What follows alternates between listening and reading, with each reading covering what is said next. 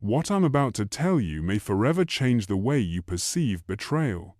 And perhaps, for the first time, you'll stop blaming yourself for something that was never about you. Because there are wounds that weren't inflicted by accident, they were chosen, calculated. And the most terrifying part is that, in many cases, they were planned by people who said they loved you. Have you ever wondered why some people seem so determined in their effort to break you? Why, even when they have other options, they choose the cruelest path? Why silence is used as a weapon? Why lies are layered like a veil over something that could have been resolved with truth? Carl Jung, one of the most profound psychologists, discovered something that few have the courage to acknowledge. In his view, every person has a part hidden, dark, silent, that acts when no one is watching. This part, called the shadow, does not strike on impulse. It observes, waits, justifies, and then acts. The shadow is the side of the personality that hides contempt behind a smile, envy behind a compliment, coldness behind a promise. It is not loud, it is subtle, strategic, and when it reveals itself, it's usually already too late.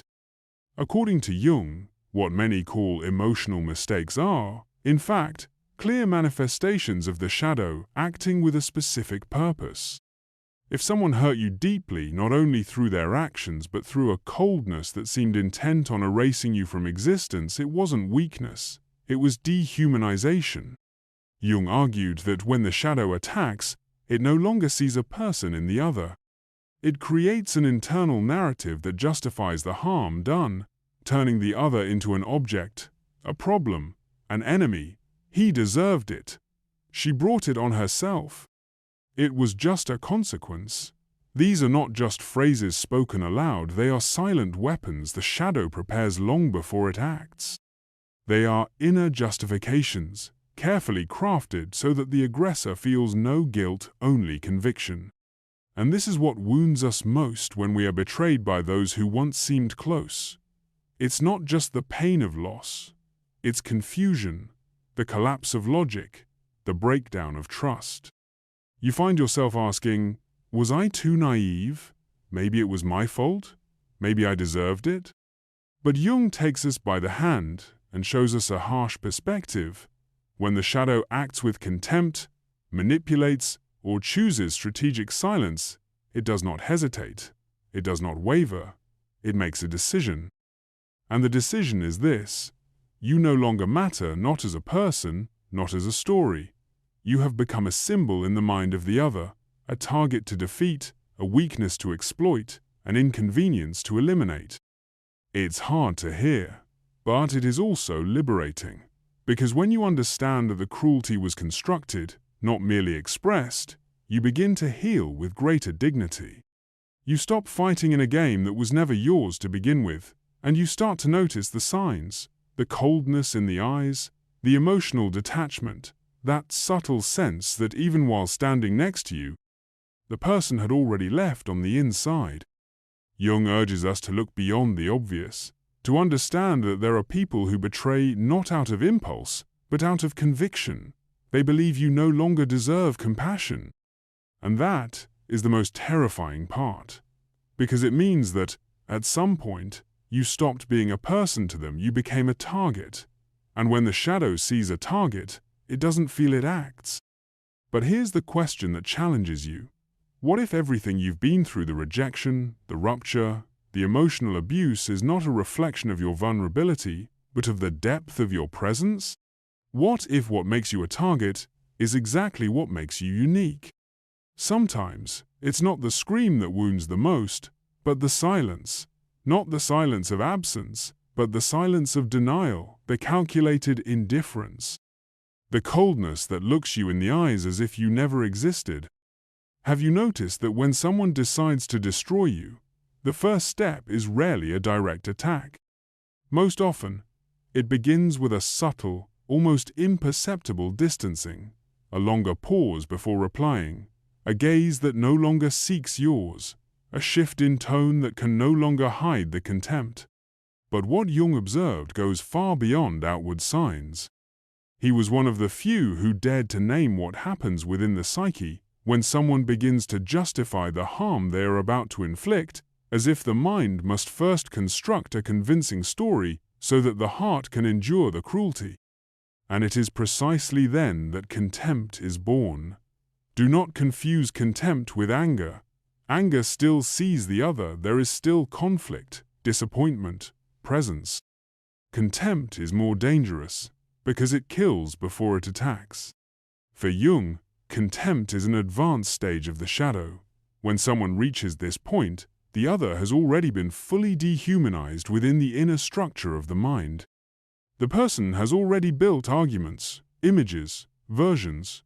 They have already convinced themselves that the other deserves punishment.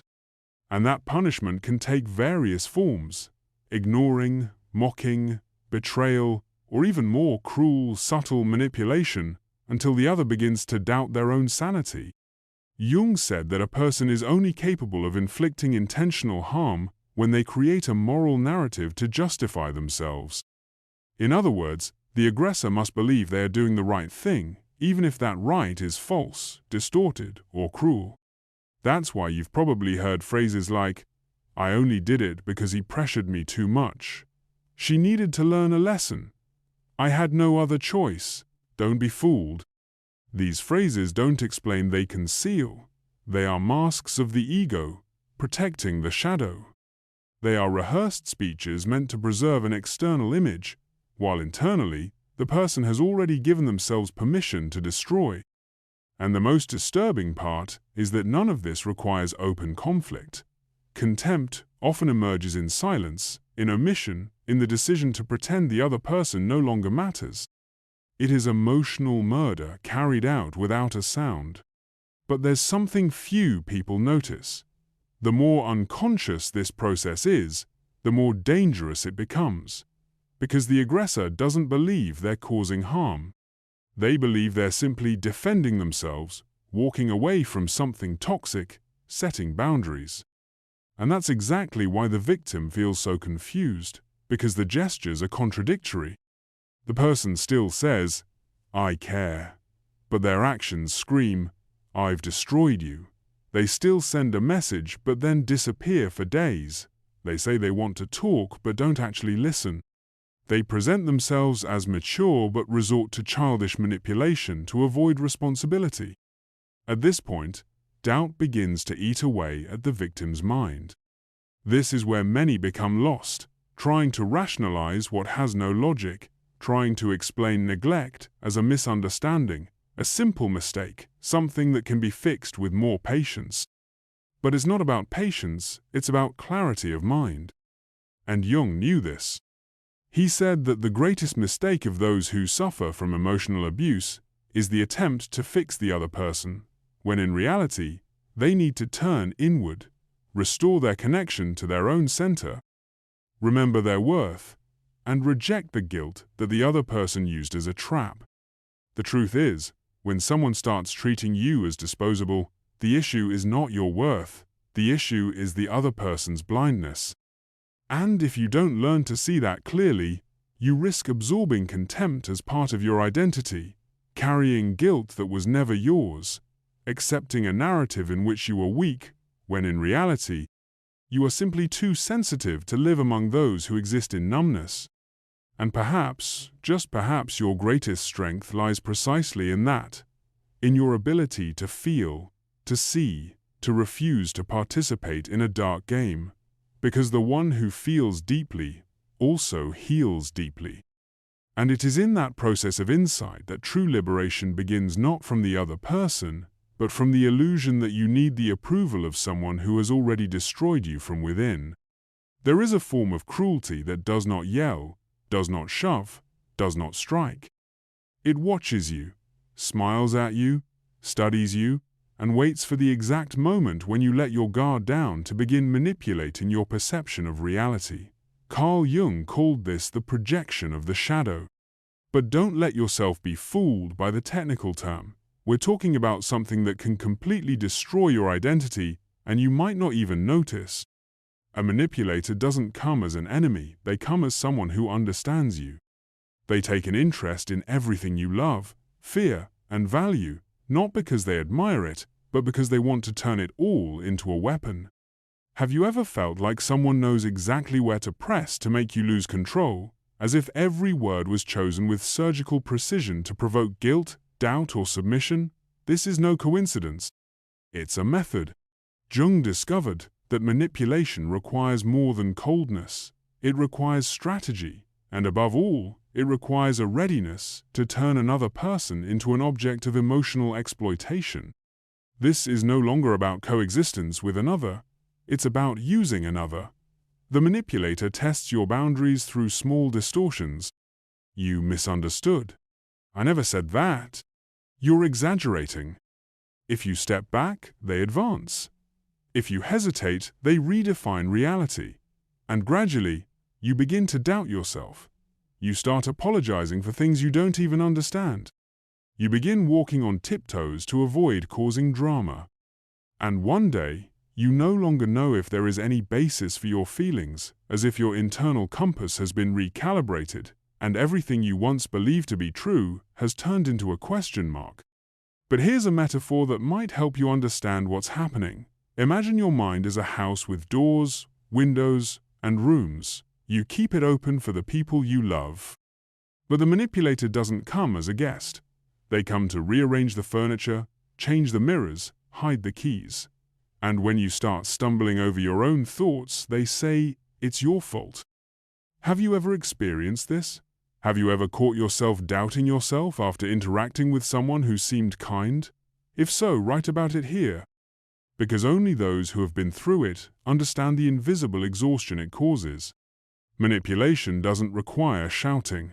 It works in the small things, in the pause before a response, in the subtle shift of a phrase's meaning, in using your vulnerability as evidence against you. Jung called this the erosion of the self. It is a process through which a person begins to lose connection with their identity, not immediately, but gradually. And the more you try to explain, the more the other person seems to turn everything upside down. You become aggressive, dramatic, confused, unstable. But what if the unstable one isn't you? What if you're just trying to keep your balance on a minefield carefully laid out around you? The cruelest thing about manipulation is that it never presents itself as manipulation. It comes disguised as care, concern, advice. But behind it lies a desire for control, for domination, to slowly extinguish your light so the other can feel more comfortable in their own shadow. And what's most disturbing, this person may say they love you, may hug you, may even cry. But Jung warned, not every gesture of affection is proof of emotional integrity. Often what appears to be love is just another layer of strategy. So how do you recognize it? How do you distinguish love from hidden control? The answer begins when you realize that true love doesn't require you to humiliate yourself to fit in. It doesn't make you afraid to make mistakes. It doesn't subject you to constant judgment. True love does not distort your reality, it expands it. And perhaps, just perhaps, what you have experienced so far was not love, it was a game. And you understand this only now, because you have finally awakened. But tell me, when did you start doubting yourself? What was the first phrase that made you feel something was wrong? Share it, because naming what hurt us is the first step toward reclaiming yourself before the distortion began. Imagine a bridge strong, old, built with great effort. It connects two worlds, yours and the world of the person you love. Now imagine that someone on the other side starts pulling out the planks one by one and you don't notice. And when you try to cross, you fall. But there's no noise, no shouting, only the feeling that you were deceived by someone who seemed reliable. This is exactly what happened to Clara, 36 years old, a psychologist and mother of 2. She had been in a relationship for 7 years, believing they were building something real, honest, and based on shared values, until one day she discovered that her partner had been leading a double life for 2 years. Another home, another version of himself. When she confronted him about it, he responded coldly, "You're exaggerating. I never promised you exclusivity." The pain of physical betrayal, was rooted in the shattered reality, in the symbolic destruction of the bridge she believed was mutual. Carl Jung said that the real danger is not being hurt by a stranger, but being hurt by someone who knows the map of your soul, because only that person knows exactly where to strike. According to data from Stanford University, over 73% of victims of deep emotional manipulation report that the aggressor was very close to them, someone who knew their vulnerabilities, their traumas, their dreams, and used all of it against them. Jung called this phenomenon privileged destruction. The term carries something almost sacred in its seriousness. It means that the pain came not from ignorance, but from knowledge, and that changes everything. Because when someone hurts you with what you entrusted to them, it's not just a mistake, it's a desecration. You trusted, you opened up, you were transparent, and in the end, what made you more human became your greatest weakness. It's like giving someone the key to your inner home and watching them use that key to turn everything upside down and then telling you the mess is your fault. Jung knew that such actions are not accidental. When the shadow decides to destroy, it goes straight to the brightest place in another. It's not about causing pain, it's about causing as much pain as possible, the kind that confuses, paralyzes, destroys. If you are a loyal person, you will be betrayed. If you value honesty, you will be lied to with conviction. If your greatest pain is abandonment, they will disappear at the very moment you need them most. As if the shadow has a surgical sensitivity that allows it to detect what you value most and attack precisely there. But why? Why would someone who knows your sacred places choose to desecrate them? Why is it not enough to simply walk away? Why must they destroy? Jung believed that such people behave this way because their shadow is at war with their own helplessness, and seeing the light in another, they feel they must extinguish it in order to endure their own darkness. Have you ever experienced this? Have you ever noticed that someone destroyed you not because you were weak, but because your strength threatened them? If so, share your experience in the comments, because naming this dynamic is like turning on a flashlight in a dark room. Everything changes. One of the most symbolic stories about this comes from Greek mythology. Prometheus, the titan who stole fire from the gods to give to humans, was cruelly punished. Chained to a rock, his liver was devoured daily by an eagle, regenerating each day to be wounded again. Isn't it curious that the punishment was exactly for giving light to others, for sharing the fire? In Jung's terms, this is what happens to those who have their own light. You illuminate, and some, instead of warming themselves, punish you for shining. But don't be deceived, the punishment was never really for you. It was for the abyss your light revealed within them. And perhaps that is why the deepest wounds come from those we least expect. Because the closer the relationship, the deeper the wound, the more invisible the strike, and the harder it is to explain to others why you are bleeding. But others don't have to understand. What matters is that you understand yourself, that you acknowledge, this was not love, it was the collapse of another person's soul, trying to disguise itself within yours. And when you see this clearly, the spell begins to break. The moment comes when you stop trying to understand the other and finally begin to understand yourself. After being silenced, blamed, distorted, and manipulated for so long, you realize something important. It's no longer about decoding others' behavior. It's about reuniting with your own truth. Because the one who was so deeply wounded no longer wants explanations. They want clarity. They want peace. They want to reclaim what was blurred, a sense of wholeness within. And the question that begins to arise deep inside sounds like this: how do I return to myself? How do I protect myself without becoming hardened? How do I keep trusting without falling into the same cycle again? Carl Jung said that the first step toward healing is an irrational understanding. It is a conscious acceptance, a recognition of the shadow that another person projected onto you, and a refusal to accept it. Because the greatest trap for those who have been manipulated, betrayed, or dehumanized is to begin behaving like a reflection of the trauma. If another person treated you like an object, you shut down. If another person lied to you, you start doubting everyone. If another person hurt you, you begin hurting others too, sometimes unintentionally. And so, unnoticed, the pain continues to exist through you. But Jung offers a break.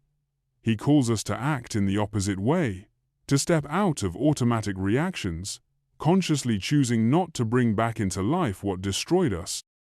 And this requires courage, the courage not to take revenge, the courage not to beg, the courage not to enter again the cycle that once destroyed you. You need to rebuild the inner bridge, return to trust, to your instinct, to restore the faith that what you feel is not an exaggeration, not drama, not oversensitivity. It is a compass, it is the truth. So, here's a practical suggestion. Take a little time for yourself today, 5 minutes without distractions, without noise. Ask yourself honestly, what in me has been distorted by the gaze of someone who didn't know how to love? And most importantly, what in me is still alive, even after everything? Write it down, feel it, breathe in this truth like someone reclaiming sacred ground. Maybe you didn't choose this wound, but now you can choose what to do with it. And perhaps this will change everything. In the next part, we will dive into the most symbolic and powerful stage of this journey, the quiet transformation, a victory that needs no announcement, a strength born when you heal, and no one holds power over you anymore. You survived, and that alone is something no one will ever fully understand, because no one was in your mind on those nights when you didn't know who you were. No one heard the quiet noise echoing inside, making you doubt every memory, every gesture, every word spoken with love and then used as a knife. But now there is something else inside you. It's no longer just pain, it's something denser, calmer. It is what remains after everything has been cleared away, what is reborn when the fire has consumed the last illusion. Carl Jung said that true transformation does not happen with a scream. It happens in silence, the moment when, exhausted, you stop running from the pain and begin to listen to it, not as a victim, but as a witness to your own passage. You realize that it was never about overcoming it was about integration, piece by piece, shadow by shadow, light by light.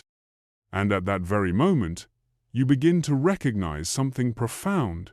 What hurt you no longer defines you. What was done to you no longer has to live within you. You can allow the pain to exist without letting it control you. Because liberation is not forgetting, it is remembering without blood. It is looking back and seeing a battlefield where now a garden blooms. Not because it was beautiful, but because you chose to sow even where there was only destruction. And perhaps this is the great turning point to understand that your story is not tragic, it is sacred. Because you passed through hell without losing your soul. And now you know with your body, mind, and heart that within you lies an inherent dignity. Jung wrote that the unconscious strives for wholeness, and that every time we deny part of our experience, we become fragmented. But when we accept even what caused pain, something magical happens. The soul stops being noise and becomes a direction. You begin to understand that rejection taught you to accept yourself, that betrayal taught you to listen to yourself, that manipulation taught you to see the truth behind the smiles, and that the shadow of others had power over you only as long as your own shadow remained unconscious. But now you see, now you feel, now you choose. And the strongest choice a person can make after being wounded is to remain human without becoming cold, without becoming cruel, without repeating what once nearly destroyed you. You don't need to prove anything to anyone. Your peace will always be the best answer, and your silence the end of the war. So, before you go, I'll leave you with a question that could become a guiding star for your entire journey ahead. Who will you choose to be now that no one holds power over your essence anymore? If this touched you, please leave a comment below. Sometimes a single word from you can be exactly what another person needed to hear. And if you feel this journey is worth continuing, enjoy, subscribe to the channel, and share it with those who also need awakening. You are not alone, and perhaps you never were.